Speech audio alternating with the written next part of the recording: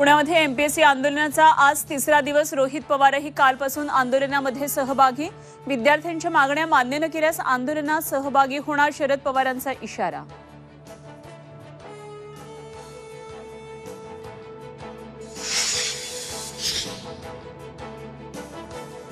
बदलापूरच्या शाळेतील मुलींच्या लैंगिक अत्याचार प्रकरणामध्ये मुंबई हायकोर्टात सुनावणी सुरू। हायकोर्टाकडून घटनेची सुमोटो दाखल।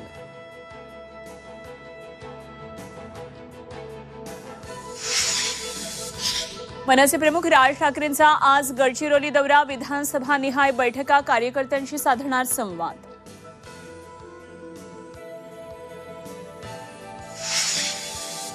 पंतप्रधान नरेंद्र मोदींची पोलंडमधली कोल्हापूर मेमोरियलला भेट। वॉर्सातल्या स्मृतीस्थळाला वाहिली आदरांजली। मोदींचा पोलंडच्या नागरिकांशी मराठीमधून संवाद।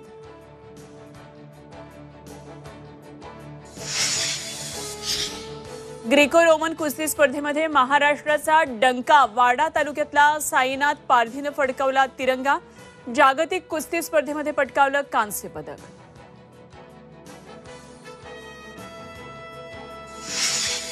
म्हाडाची बनावट वेबसाईट बनवल्या प्रकरणात आणखी दोघांना अटक। वेब डेव्हलपर आणि ग्राफिक डिझायनरला ठोकल्या बेड्या।